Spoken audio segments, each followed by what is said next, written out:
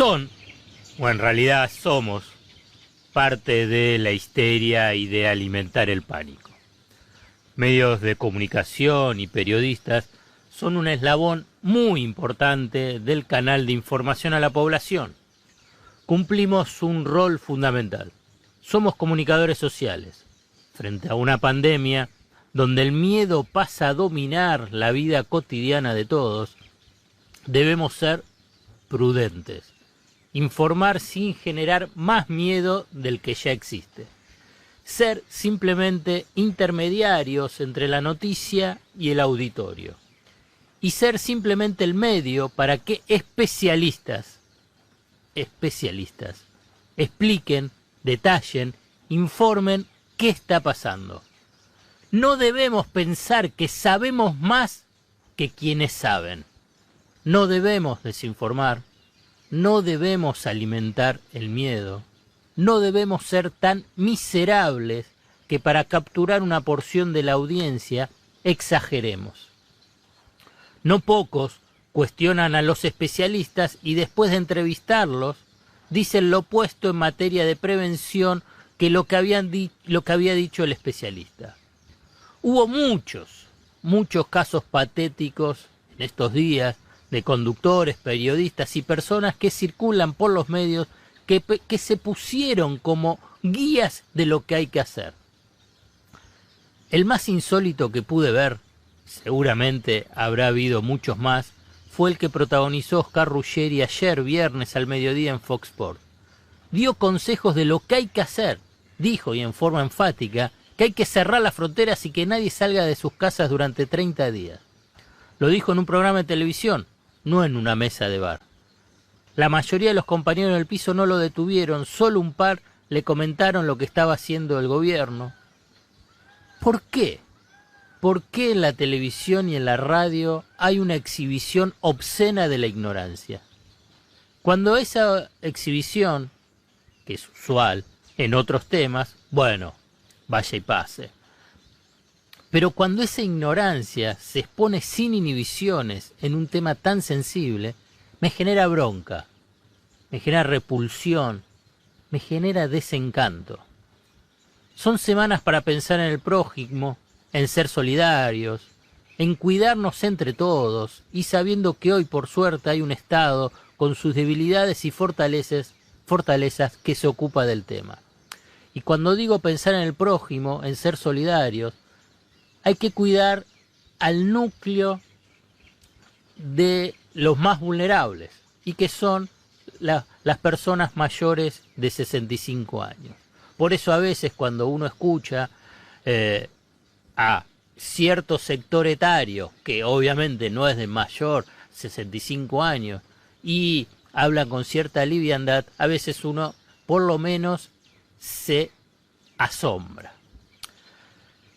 Cuando dije antes que hay un Estado con sus debilidades y fortalezas que se ocupa del tema, digo, no pocos habrán pensado que menos mal que hay otro gobierno, que hay un Ministerio de Salud.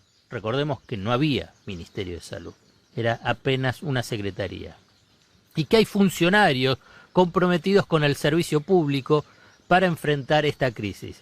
Sí, yo lo pensé. Y me alivió y me alivia. Otra cosa, comento además que también hay que ocuparse del dengue. A ver, no es una cosa u otra, es todo.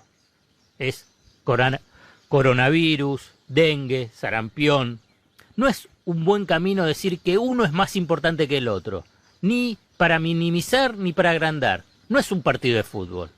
En estos días de responsabilidad ciudadana y de compromiso social, y desde Cheque decimos que no vamos a lucrar rating con el coronavirus. Reiteramos nuestro consejo de cada sábado. No tengas miedo, no siempre se choca andando a contramano. Querido pueblo argentino, voy a compartir con ustedes información importante sobre el coronavirus. Ayer la Organización Mundial de la Salud declaró al brote del nuevo coronavirus como una pandemia. Quiero que sepan qué es lo que estamos haciendo para dar respuesta al avance de este virus que se extiende cada día en todo el mundo. Dicté un decreto de necesidad y urgencia que amplía la emergencia pública en materia sanitaria. Le da facultades de acción y prevención a distintos ministerios, entre ellas evitar el desabastecimiento y fijar precios máximos para el alcohol en gel, barbijos y otros insumos críticos. También permite disponer la suspensión preventiva de espectáculos y el cierre de espacios públicos. Este decreto suspende por 30 días los vuelos provenientes de Europa, Estados Unidos, Corea del Sur, Japón, China e Irán. Somos la Argentina, un país unido en el que cada uno debe comprometerse con los demás y todos con cada uno, empezando por el Estado. Un país unido en el que comprendemos que lo que le pasa al otro nos afecta a todos. Muchas gracias. Julito. Era todo risas hasta que llegó el coronavirus. Son 34 los casos confirmados hasta ahora. En el día de ayer se confirmaron 3 nuevos casos y hay 189 en estudio, 125 son residentes y 64 no residentes. Esos son los números del coronavirus en la Argentina, con la novedad que ayer se produjo la segunda muerte por esta enfermedad aquí en nuestro país. Fue el caso de una persona, un hombre de 61 años, que estaba internado en una clínica de Chaco y que había viajado recientemente a Italia. Se trata del ingeniero César Cotticelli, expresidente del directorio de la empresa Sechep y profesor de la UTN de Chaco. Era uno de los 4 casos confirmados en la provincia, donde 4 localidades están aisladas y en cuarentena. Así que esto es lo que más o menos tiene que ver con los números de la Argentina.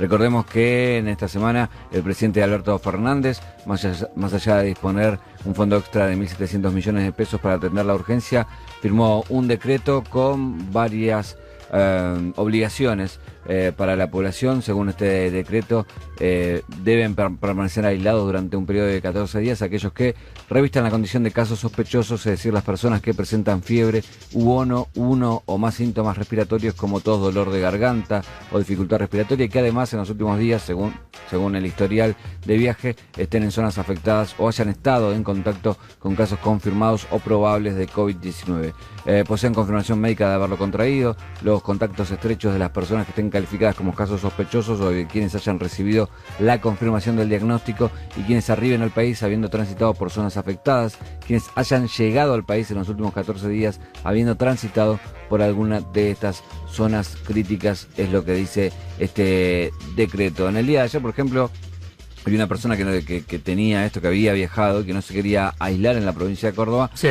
Fue la policía, lo metió en la casa y tiene una custodia policial para que no salga un hombre de 38 años. En el caso de los vuelos, que se dispuso que a partir del martes 17, los vuelos a China, Corea del Sur, Japón, Irán, Europa y Estados Unidos, tanto los que vienen y van, de esos destinos quedarán suspendidos por un periodo de 30 días. La excepción va a ser Aerolíneas Argentinas, la única compañía con permiso para seguir operando esas rutas y que va a trazar un plan especial de contingencia para repatriar a argentinos y argentinas a partir del 17. En principio, y hasta que desde el Ministerio de Transporte, la ANAC o la propia aerolínea de bandera den una nueva instrucción, los argentinos en el exterior van a tener que contactarse con Cancillería o Consulado Argentino para tramitar y para recibir instrucciones de cómo organizar ese traslado. En el tema de las clases, hubo una reunión entre el Consejo Federal de Educación del Consejo Interuniversitario Nacional, el Consejo de Rectores de Universidades Privadas y representantes sindicales del sector educativo, donde se reunieron en el día de ayer para ver qué se hacía con el tema de las clases. Ratificaron la decisión de no suspender las clases y esto se decía después de esa reunión. Consideramos todos que no solo es un impacto social considerable, sino que no tiene ninguna potencialidad desde el punto de vista de cuidar la salud. Ustedes saben que los chicos no son un grupo vulnerable, pero también es cierto que cuando los chicos no van a la escuela, tienen que quedarse fuera de la escuela. Y ese fuera de la escuela significa que muchas veces se recurre a los adultos, que son los que los cuidan, con lo cual aumenta el riesgo sobre todo para los adultos. Obviamente los chicos deambulan por la calle, por los cines, por los shopping. Es decir que hasta podría ser desde el punto de vista de los chicos y del control de la epidemia contraproducente, vuelvo a decir, en este estadio y por supuesto en los establecimientos educativos que no han tenido ningún caso ni sospechoso ni confirmado. Ahí hablaba Ginés acerca de por qué no suspenden las clases. Los pibes Por ahora. Por ahora, ¿no? No están en una zona de área de riesgo. La experiencia cercana habla de lo que pasó en Italia, donde habían suspendido las clases y los chicos fueron a sus casas, donde, como no los trabajos no eran suspendidos, eran cuidados por los abuelos. Entonces los pibes tienen una carga viral que contagiaba a los abuelos, y eso es de alguna manera una de las cosas por las cuales no se suspenden las clases. La provincia de Jujuy y Misiones sí lo hicieron por 2 semanas. En el caso del Calafate también suspendió porque hay un caso de un turista que está internado en el hospital de alta complejidad de El Calafate, y algunas universidades decidieron la suspensión de clases, como la Universidad Nacional de Córdoba, la Universidad Nacional de las Artes, la Universidad Nacional de Salta y la Facultad de Medicina acá en la UBA. Algunas cosas que se suspendieron más allá de espectáculos públicos, bares que de más de 200 personas, boliches, todo esto que dictaminó tanto el gobierno de la Ciudad de Buenos Aires como gobierno de la provincia de Buenos Aires. También se decidió suspender la marcha del 24 de marzo en un comunicado conjunto entre Abuelas, Madre Línea Fundadora, Hijos Capital y el CELS, así que se va a suspender. En el caso del espacio de la memoria, la ex-ESMA también anunció la suspensión de todas sus actividades. La justicia, ¿qué va a hacer? Lo va a decir el martes. La Corte Suprema de Justicia recién definirá este martes los pedidos de varios gremios y colegios de abogados que reclaman que se establezca una feria judicial. Esto es lo mismo que está pasando en justicia como en educación. Los gremios están presionando mucho para que se suspendan las clases.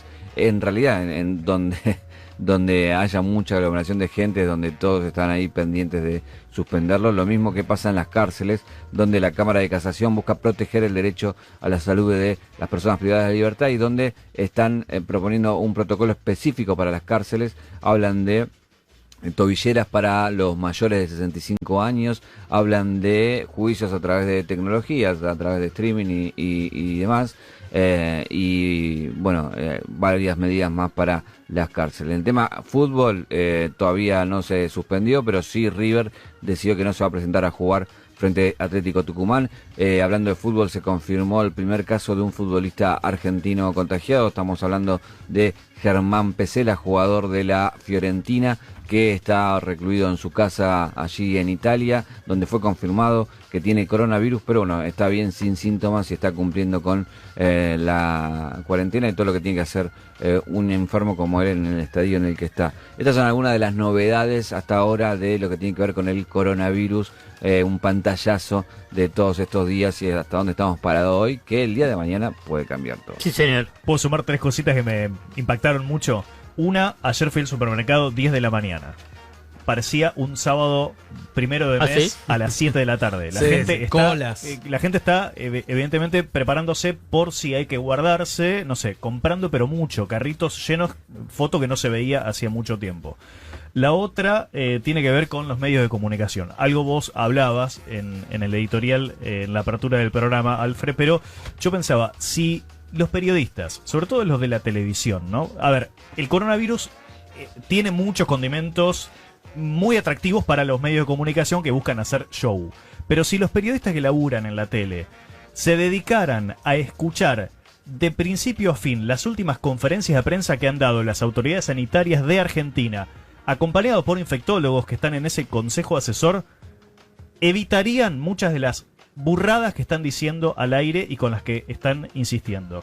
Y el otro tema que me impacta y mucho es cómo se empezó a denunciar, a señalar con el dedo a esas personas que han regresado de los lugares críticos y no están cumpliendo con la cuarentena. Está bien.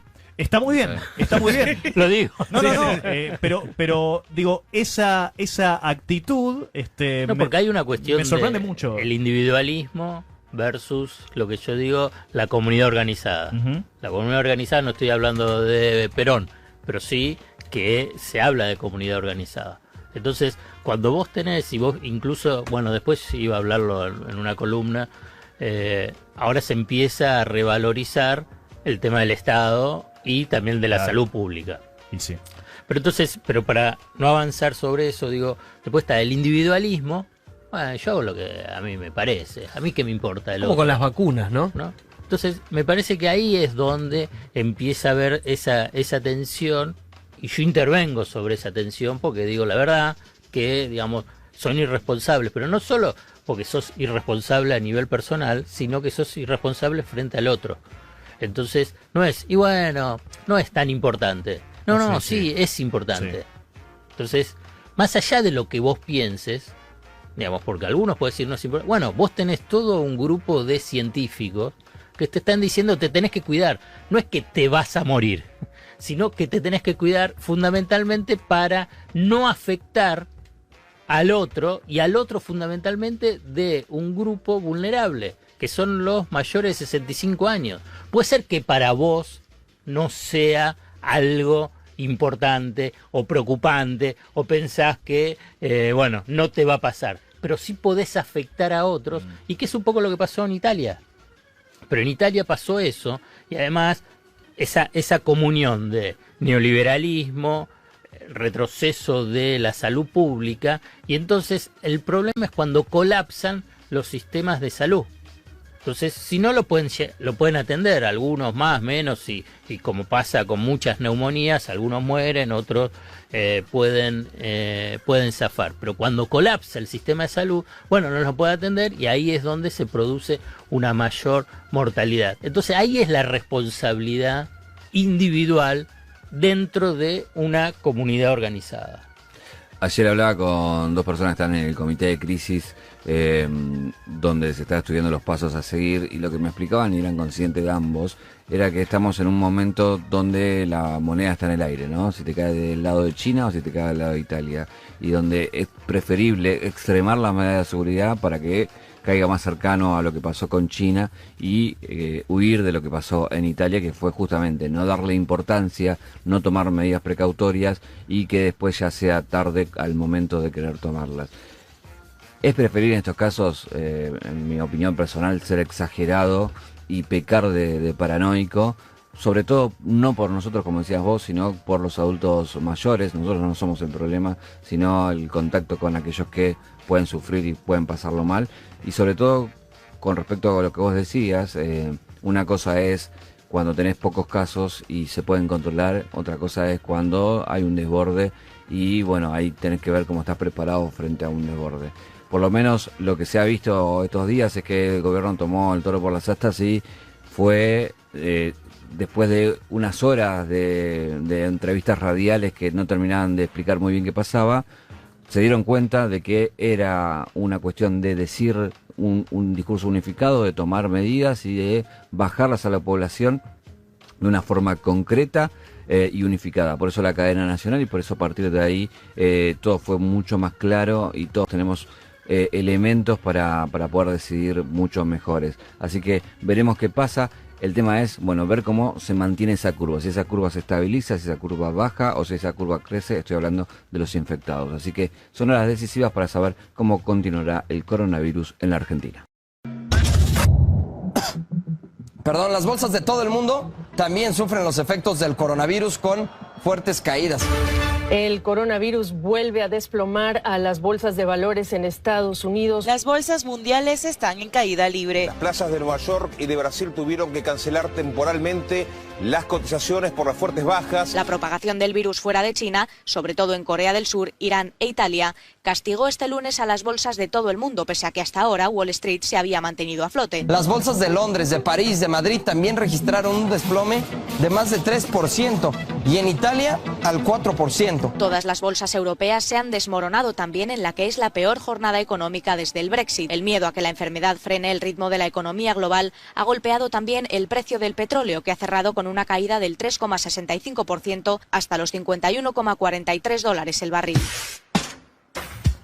Hay un tema vinculado con la economía a partir de la crisis del coronavirus, pero que se sumó un aspecto no menor, que es el tema de la guerra del petróleo, que aparece un poco fuera del foco central de lo que fue este derrumbe impactante de los mercados bursátiles, pero es la guerra por la fijación del precio del petróleo entre Arabia Saudita y Rusia. La vez pasada publicó un tuit muy oportuno el politólogo Malamud, que dice que durante los últimos 2 años o más, no, estoy dando la idea, no es textual, estuvimos concentrados en el análisis crisis y en las tensiones comerciales entre Estados Unidos y China, y la cuestión es que el gran disparador de una gran crisis o caída de los valores bursátiles fue la guerra entre Arabia Saudita y Rusia, o sea, entre la OPEP, vinculado con el tema del petróleo. Ayer, vinculado con el tema petrolero, Trump anunció que va a empezar a comprar petróleo de reserva. Tengamos en cuenta que Estados Unidos, en los últimos años, a partir de Obama, en los últimos años de Obama, logró el autoabastecimiento. Entonces, si bien mantiene siempre sus reservas estratégicas, había dejado de ser un comprador principal dentro del mercado internacional. Entonces, para subir el precio del petróleo, y eso es lo que pasó ayer a última hora, anunció que va a comprar reservas de petróleo.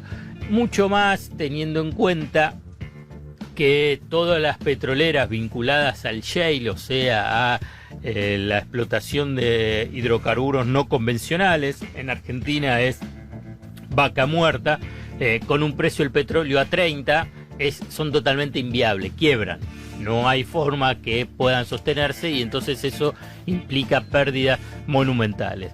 Yendo al crack bursátil, lo que ha pasado en esta semana es histórico, siempre lo vas a escuchar, pero quienes estamos en el tema económico y siempre siguiendo el tema también financiero, este crack bursátil se asemeja y supera al del 2001-2008. El 2001 fue el estallido de la burbuja de las .com, en el 2008 fue la de Lehman Brothers y después toda la crisis hipotecaria de la subprime. En 1987, y aquí voy, se asemeja, en 1987 cayó aún más el mercado bursátil. Cuando baja el mercado bursátil, las bolsas, dicen, bueno, ¿yo qué tengo que ver? ¿Qué es lo que pensás internamente? Perdón la palabra, ¿qué carajo me importa? Yo no tengo acciones. No, eso es la reacción inmediata. Lo que sucede es que en esta fase del capitalismo dominada por las finanzas, lo que pasa en el mundo financiero después te afecta en tu vida cotidiana. No por la caída en sí, sino por la pérdida que tuvieron los operadores e inversores. Simplemente en la caída que hubo en esta semana en las bolsas mundiales, hubo una pérdida. Yo lo que llamo mejor, más que pérdida, es destrucción de capital ficticio. Capital que no existe, en términos materiales, sino que de burbuja financiera de, escucha bien, 4 billones, miles de millones, billones con B larga, billones pensado en español, no en lo que es americano. Si fuese americano sería trillones. Bueno, 4 billones de dólares. Entonces decís, bueno, está bien que se jodan. Ok, estoy de acuerdo, que se jodan. Ahora bien, ¿cuál es el impacto después en la economía real? Bueno, viene una recesión. Viene una recesión a partir de las fenomenales pérdidas, no solamente de los inversores, sino que después de las empresas, y que ahí se vincula con el tema del coronavirus, la recesión. Y la recesión impacta después en la actividad económica y en el empleo. Entonces ahí es donde empieza a afectarte esta crisis, porque la crisis por el canal financiero después se traslada al canal de la economía real. Frente a esta situación, ¿qué es lo que hay que reclamar de los gobiernos y de los estados? Que intervengan en la economía. Que intervengan en la economía. Neoliberales, ortodoxos, atrás. Un poco esa. Entonces es a través de la política monetaria, bajando la tasa de interés, pero fundamentalmente, porque es tan baja la tasa de interés a nivel internacional, fundamentalmente haciendo una expansión del gasto público. No se mueran neoliberales, igual no nos escuchan. Pero quédate tranquilo, Alfredo. Es la forma de amortiguar los costos, no es que no vas a tener costos. Y la verdad que hay una experiencia cercana, que es la del 2008-2009, que hubo una intervención masiva masiva, tanto por el lado de la baja tasa de interés, tanto por el lado de la expansión fiscal, o sea, de la expansión del gasto público, e incluso en grandes empresas que fueron salvadas por el Estado. Por ejemplo, el Citibank, General Electric, General Motors, fueron salvadas por el Estado. Estamos hablando de Estados Unidos. Y aquí quiero hacer este vínculo con lo del sistema de salud y los estados, ¿no? A lo largo de estos últimos 30, 40 años y fundamentalmente a partir del avance del neoliberalismo más ultranza con Thatcher y con Reagan a partir de la década del 80, los sistemas de salud o los estados llamados estados de bienestar empezaron a perder espacio. A partir de decir, bueno, el sistema de salud también puede ser privado, puede ser de calidad, que lo pueda bancar quien pueda bancarlo, y el sistema de salud público queda para ser subsidiario de las situaciones de los sectores más vulnerables. ¿Qué es lo que hoy se refleja precisamente en los países europeos, donde está el epicentro hoy del coronavirus? En España y en Francia, que no dan abasto. En Italia también, perdón, Italia, Francia y España, que no dan abasto. ¿Por qué? Porque fueron debilitados. Entonces, un sistema de salud público debilitado, el sistema privado no da abasto ni tampoco le interesa, y ahí es donde se produce el colapso. Por eso salió Macron, el presidente francés, a decir, y Macron es centro-derecha, podemos decirlo. Pero parecía alguien de, no sé, un comunista, casi. Que hay que destinar recursos al sistema de salud. Al sistema de salud, al sistema de salud pública y el estado de bienestar. Solamente como expectativa, ni como deseo, simplemente llega a este nivel de expectativa, que esta crisis a nivel global empiece a recuperarse el valor o el espacio que tiene que tener el Estado en las sociedades. No tiene que haber estados represivos, sino estados que construyan estado de bienestar, que protejan a las mayorías y fundamentalmente a los sectores más vulnerables, porque también esto se va a hacer sus análisis posteriores. Los que tienen mayor capacidad patrimonial o económica es que pueden enfrentar mejor este tipo de crisis sanitarias. Entonces ahí es donde tiene que estar el Estado, ahí es donde tiene que invertir el Estado tiene que invertir en la salud pública, incluso en Argentina. Argentina tiene una larga historia de excelente sanitarista de la salud pública y que se estuvo defendiendo con todo el avance de las privatizaciones y de el sistema privado de salud, que serían las prepagas. Fíjense que esperemos que no se laven las manos en el mal sentido de la palabra las prepagas, sino que empiezan a pedir, como aparece, bueno, que haya subsidios del Estado para hacer la atención. Bueno, si es el subsidio, bueno, que no estén. Si no pueden, digamos, frente a a una crisis sanitaria, una crisis de salud, bueno, ¿para qué están? Digamos, para que simplemente ser un agente recaudador de los que están bien con la expectativa de alguna vez utilizar el servicio. Bueno, vuelvo y digo que en estas crisis es donde el discurso y la acción de la ortodoxia, el neoliberalismo, el conservadurismo, queda al desnudo de cómo es todo una política, una filosofía, una concepción de concentración de la riqueza, de beneficiar a unos solos, y que el libre juego del mercado y del mercado libre, en este caso, generan situaciones de muchísimo padecimiento para las mayorías. Situación extraordinaria, prácticamente sin antecedentes. Un país en cuarentena, así vive Italia por estas horas, por estos días.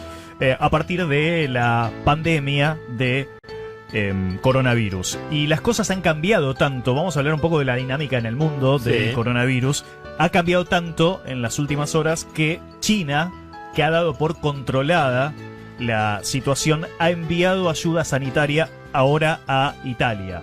Pero antes de enfocarnos en el epicentro de la pandemia, vamos a repasar. Hay 143.441 personas infectadas en todo el mundo, según el último reporte oficial, 5.394 muertos y 71.895 personas curadas. O sea, un poquito más de la mitad de las personas infectadas ya se han curado. De las estadísticas, a ver, algunas cosas que llaman la atención. Corea del Sur es considerado un caso exitoso por sus acciones para frenar la propagación del COVID-19, porque si bien tiene una cifra elevada de casos positivos, está cuarto en el mundo en número de casos, con 7.755 personas infectadas, tiene 63 víctimas fatales, una tasa de mortalidad muy baja del 0,6%, menor que la de Estados Unidos, Italia e Irán. ¿Y cuál fue el método de Corea del Sur? Bueno, básicamente los testeos rápidos a las personas con algún grado. Hay un dato importante de Corea del Sur, no solamente el de los testeos, sino que la primera persona que inicia el contagio en Corea del Sur fue identificada.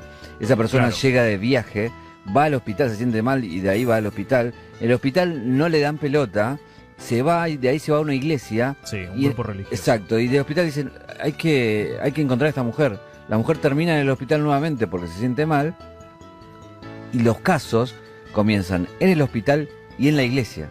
Ahí es donde se comienza a expandir y finalmente, bueno, logran encapsularlo y minimizar, pero identificaron quién fue y cómo se fue propagando y cómo fueron aislando después.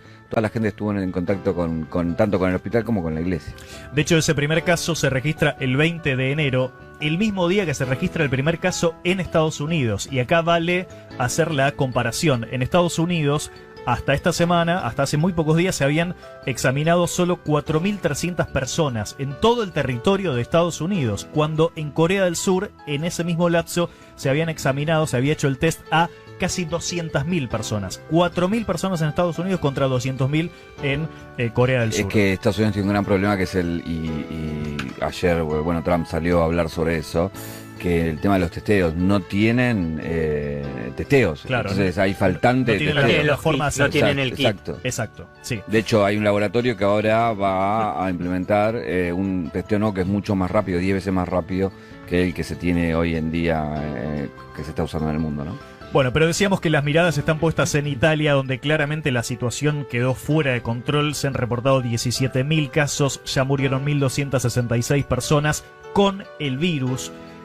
Hago hincapié en ese término, con el virus y no por el virus. Así decidieron anunciarlo ayer las autoridades sanitarias.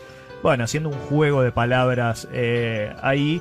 Y solo ayer se reportaron 250 personas fallecidas en el territorio italiano. Lo que escuchábamos en el inicio de este piso es muy interesante. Ayer veía el canal Euronews, que tiene un segmento que se llama No Comment, ¿no? Pasan unas imágenes sin intervención de un locutor. O sea, claro, las imágenes en crudo con sin voz en off. Exacto. Y mostraban imágenes de Roma ayer, con fecha ayer, viernes.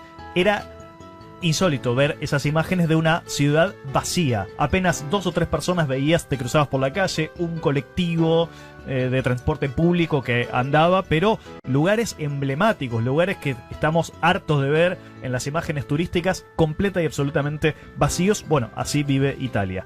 Pero les quería contar, el jueves aterrizó en Buenos Aires Jonathan Dursi, un joven argentino que llegó desde Italia. Jonathan es una especie de influencer en Instagram, tiene más de 20.000 seguidores, conocido porque es un ex-flogger, conocido como Coqui, ¿no? Así se hacía llamar en su etapa de flogger, y lo consulté porque venía siguiendo sus relatos que hacía en las historias de Instagram, y escuchen lo que nos cuenta Jonathan, que, insisto, aterrizó el jueves en Ezeiza después de vivir en Italia estos últimos meses. Yo acabo de volver de Italia, Salí de Roma, pero yo estuve en el norte, en la región de Piamonte, en una ciudad que se llama Alba. La verdad que las últimas semanas fueron el problema. Yo estoy desde diciembre allá en Europa y fue justo cuando salió el tema del virus, y si bien la gente estaba alerta y qué sé yo, tengamos en cuenta que son todos turistas que van a conocer las ciudades. Mucha bolilla a las recomendaciones no daban, porque al principio tampoco se sabía qué podía pasar, ni tenían en cuenta que podía llegar a Europa ni transmitirse tan rápido, ¿no? En las últimas 2 semanas fue justo donde se sacó este decreto, en donde ponían el norte de Italia como una zona roja y dividían Italia en diferentes zonas de peligro, y fue ahí donde la gente empezó a tener más en cuenta tomar las medidas preventivas para no contraer el virus. Yo la última semana, de todas formas, como ya se había puesto todo difícil, hicimos con la gente con la que estaba en la casa de una amiga confinamiento voluntario, así que no salimos, porque aparte es un pueblo chiquito, igual no hay mucha gente donde yo estaba, pero se notó mucho que había mucho menos gente en la calle. Y el último día en el que yo tuve que volver, o sea el 11, fue un caos total. Me suspendieron los colectivos, los trenes andaban con menos frecuencia, estaban los carabinieri y la policía en la calle, que supuestamente tenías que circular con el acta esta de por qué te movías, que yo la tengo, pero no me la pidieron. Y sí, en las estaciones de tren había una especie de garita donde hacían controles de temperatura y demás, que a mí tampoco justo no pasé cuando lo estaban haciendo. Así que fue todo bastante enquilombado, cancelando todos los vuelos, cancelando los trenes, cancelando los micros. Yo logré venir, pero todos los vuelos estaban cancelados, así que los vuelos míos para venir acá me los cambiaron 3 veces, así que fue una verdadera odisea.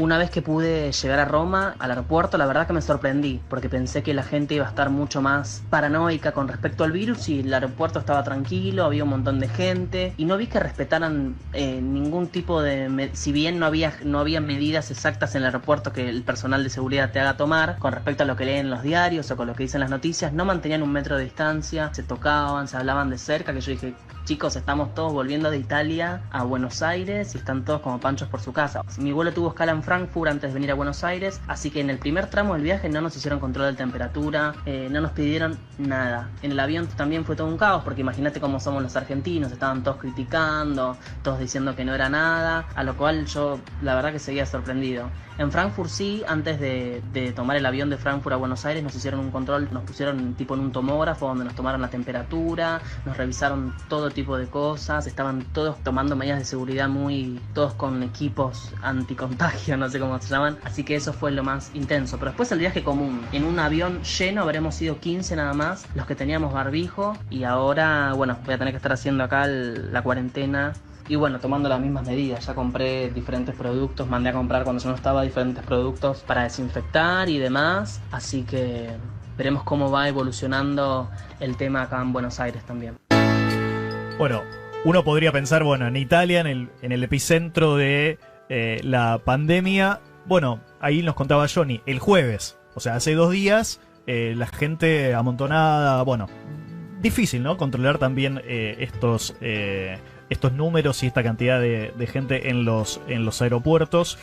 El 12% de las personas que murieron en Italia eran trabajadores de la salud, ¿no? Otro número para tener en cuenta. ¿Y cómo estamos en esta región de América? Brasil reportó 98 casos, 43 Chile, 28 Perú, 26 México, 6 Paraguay, 4 Uruguay, igual que Cuba, 2 Bolivia y 2 Venezuela. África es el continente con menos personas afectadas hasta el momento.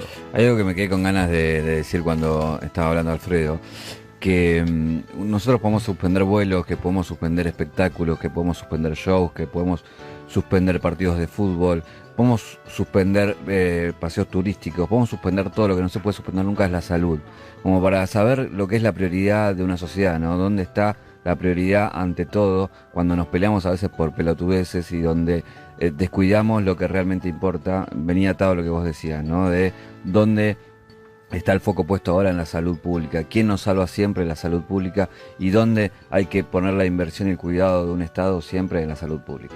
Y destacar el trabajo conjunto, ¿no? de las autoridades de distintas provincias con la nación, y hacer foco en escuchar, seguir atentamente lo que recomiendan las autoridades sanitarias. Eso es fundamental en estas horas.